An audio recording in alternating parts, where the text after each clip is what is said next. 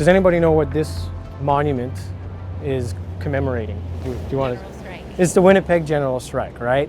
And the Winnipeg General Strike happened about 100 years ago. This monument is commemorating one specific moment, one specific time in that Winnipeg General Strike that lasted 6 weeks, right?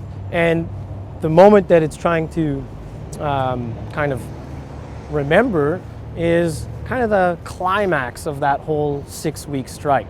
It was kind of the moment where the strikers got really mad, tipped down a streetcar, broke the windows, and burnt it. So it's that one moment. And so it actually happened just over there. Originally, the monument was supposed to be built on Main Street, but we can't really do that where it had happened, so they put it here. And so it's just really capturing that one moment.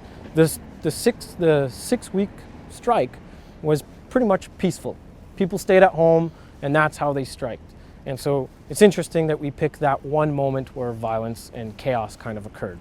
When we think about monuments and what they do and how they act on us and shape us, you know, this is a really good example. It's kind of essentializing one whole event into one picture, one slice of time, and it sensationalizes that moment, right? So we do, you know, Winnipeg General Strike programs at the museum, and like when I ask people, like, what do you know about it? You know, they're like, oh, hundreds of people died. And you're like, no, 2 people died. But that's because this event that this one is commemorating is called Bloody Saturday, right? So there's a little post over there that talks about Bloody Saturday and what it's all about. So we essentialize and sensationalize those stories. And how many of you walk by this monument every day? Raise your hands. Okay, so it wasn't here last year. It wasn't here 2 years ago. So how often do you think about the General Strike now that this monument is here compared to when it wasn't? A lot. A lot more, right? So it reinforces those stories and those narratives just by being here, by it physically being here. And after a while, that story becomes a kind of myth. It's no longer about the facts. It's no longer about the thing. It's about the story that we remember, how we imagine the past. 100 people died. No, 2, right? So it becomes this kind of myth. So that's one thing that monuments do when we walk around and we see the monument every day. It acts on us kind of on a subconscious level, and it reinforces one kind of story, oftentimes one kind of identity. It's really what monuments are doing. For our next monument, we're going to be walking a little bit, so I want you guys to pair up. So link up with somebody and just think about that for a little bit until we get to our next monument.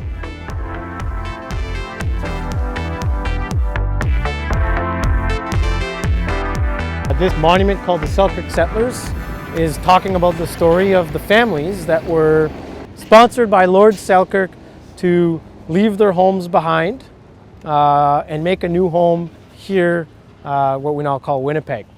Anybody ever heard of Selkirk before? That word sound familiar? Yeah, so we got a city called Selkirk, we got Selkirk Avenue. There's many other monuments dedicated to the Selkirk settlers. But Selkirk is, he was a lord. So his real name is Thomas Douglas. Selkirk is a title. He was the 5th Earl of Selkirk. And in Scotland, in the late 1700s, early 1800s, is what we call the clearances. So many Scots were basically taken from their lands to make room for sheep.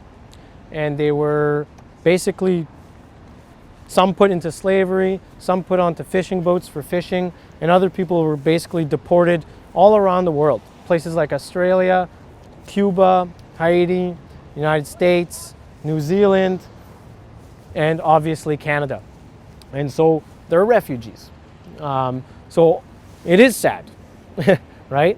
The story of the Selkirk settlers is a sad one. It's also one probably that people were fearful. They're going into the unknown, right? It's one story. It's focusing on one story, and so there are other stories missing, right? What is the missing story? Well, if it's a story of refugees coming to another place, who's the host community? The host community was the Métis and the Anishinaabe. So those were the local indigenous nations that took in the refugees into their homes, fed them, showed them how to live here, but the whole plan to get these refugees, about 200 of them, to come here in the first place was kind of all of Selkirk's plan.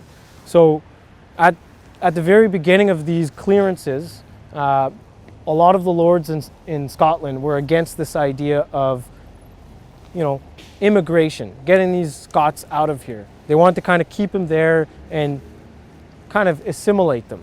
So Selkirk was afraid that through these acts that the Scots would lose their culture, they would lose their language. And if they were deported all across the world and they couldn't stay together as a community, they would be isolated and separated, and they also wouldn't be able to practice their culture and their language and their traditions. So that's a little bit more of the full story.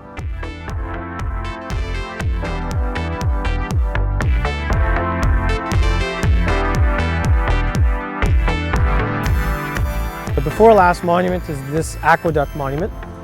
So it's an obelisk, and the monument is commemorating the engineering marvel that is the aqueduct. So the aqueduct, its source is 156 kilometers away from Winnipeg, east that direction. It comes under us right here, goes under the Red River, and goes to a water retainer just on St. Boniface there, and it continues all the way to 156 kilometers. It uses just gravity to bring water from its source, and it could bring up to 386 million gallons of water every day. And it's filtered pretty much naturally. So it's an incredible engineering project, right? And that's what it's all about. So the plaques talk about civil engagement, talks about engineering, and that's what it's commemorating. But it doesn't mention the source community at all. So it mentions Shoal Lake as a lake, but it doesn't talk about the Shoal Lake 40 First Nation community there. So as we know, it's kind of missing a story. And this monument, commemorates the colonial process of extracting natural resources from Indigenous people, right? Timber, sand, gravel, water. They never got paid for that. They were never even able to negotiate for any of those resources. And it was built in 1985, this monument, so not too long ago. We're walking right down the street, which is also an old creek that was filled up. And you could actually see the monument from our walk. It's in between the Centennial Concert Hall and the museum. So you could look at it and you could talk about whatever you want. But that's going to be our last monument we visit. So follow me this way.